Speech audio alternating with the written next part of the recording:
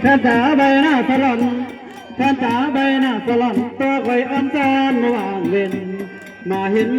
เนื้อเย็นใจอายเป็นลาเมื่อไทยบ่เล่นมาดูพี่ลงรักเธอลาเมื่อเมียงมอง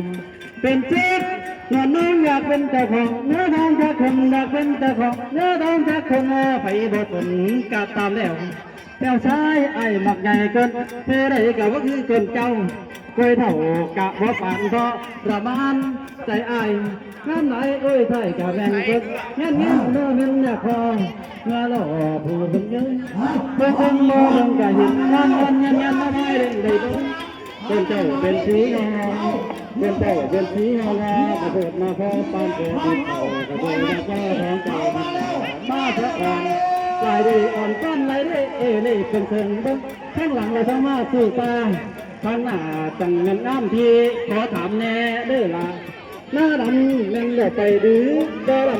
มาเลยพี่น้องระวังเรื่องน้ำเงียบคำอยู่ทางบนนอกและก็เยอะจากเพื่อนตาที่ทางบนฟังตอนนี้อย่าต้องท้องก็ยังพวกที่สูสียังดูดีกันอยู่พี่น้องยังเบอร์บอกยังเบอร์บนถึงมาไทยเป็นไทยไปนี่เอาเยอะต้องท้องก็กำลังแก้วกำลังเห่ากำลังเจอกันเข้ามาพี่น้องบี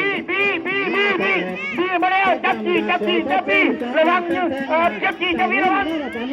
งียบครับโคตรเจ้ากำลังเลยเพื่อเรื่องทำสลับยังสมองโตสักโตตาไอ้อีนั่งเหี่ยวกันที่ไทยอาชีพปีมาจังไหนในการลงสนามในครั้งนี้อาชีพหักษาชื่อเสียงไว้คือเอาได้บริบาลตอนนี้นั่งเหี่ยวกันเริ่มตีห่างออกมาแล้วไปจะไป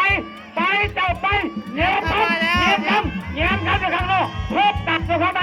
เงียบเข้ากันอยู่ข้างในเงียบกันตอนนี้เพื่อนที่ดาวกันบอกว่าเงียบกันคนเดียวยังเงียบกันบอกว่าไปที่นี่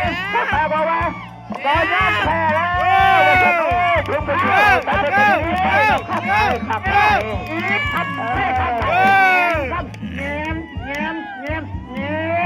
คำตบอะไรเงียบคำเนี่ย